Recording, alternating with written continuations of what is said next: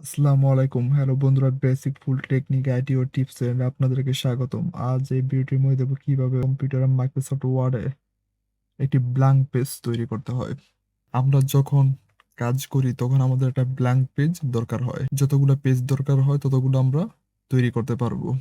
ভিডিওটি শুরু করার আগে অবশ্যই একটি সাবস্ক্রাইব করে পাশে থাকা বেল আইকনটি বাজিয়ে রাখবেন পরবর্তী ভিডিওর আপডেট পাওয়ার জন্য। প্রথমে আমাদের মাইক্রোসফট ওয়ার্ড ওপেন করতে হবে। ওপেন করার পর এমন একটা পেজ আসবে।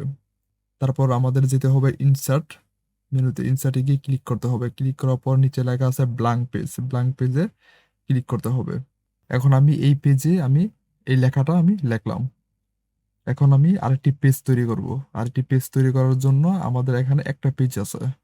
এখন তার নিচে, হ্যাঁ, এই পেজের নিচে আমি আরেকটা পেজ তৈরি করব। তার জন্য উপরে গিয়ে মেনু বারে গিয়ে ইনসার্টে ক্লিক করতে হবে। ইনসার্টে ক্লিক করার পর নিচে লেখা আছে ব্ল্যাঙ্ক পেজ।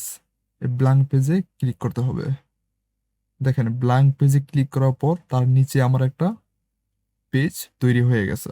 এখন আমি তার নিচে আরেকটি পেজ তৈরি করব। আরেকটি পেজ তৈরি করার জন্য একইভাবে ব্ল্যাঙ্ক পেজে গিয়ে ক্লিক করতে হবে। তাহলে তার নিচে আমার আরেকটি পেজ তৈরি হয়ে যাবে। আমরা এইভাবে যতগুলো আমাদের পেজ দরকার ততগুলো আমরা পেজ তৈরি করতে পারবো। এখন আমি আরেকটি উপায়ে পেজ তৈরি করব। কিবোর্ড দিয়ে কিভাবে আমরা পেজ তৈরি করতে পারি। পেজ তৈরি করার জন্য মাউসটা আমার যেখানে আমি পেজ তৈরি করব সেখানে গিয়ে আমি এই পেজের নিচে একটা পেজ তৈরি করব।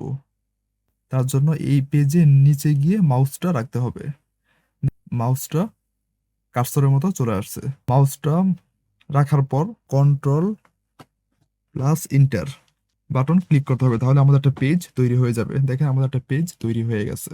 এখন আমি তার সাথে আরেকটি পেজ তৈরি করবো। আরেকটি পেজ তৈরি করার জন্য মাউসটা এই পেজের লাস্ট নিচে মাউসটা রাখতে হবে।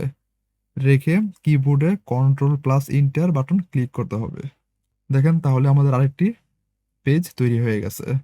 দেখেন, এখানে লেখা আছে 5 of 5। 5টি পেজ তৈরি হয়ে গেছে। আমরা চাইলে এইভাবে অনেকগুলো পেজ তৈরি করতে পারবো। ভিডিওটি ভালো লাগলে অবশ্যই লাইক, কমেন্টস অ্যান্ড সাবস্ক্রাইব করে আমাদের পাশে থাকবেন।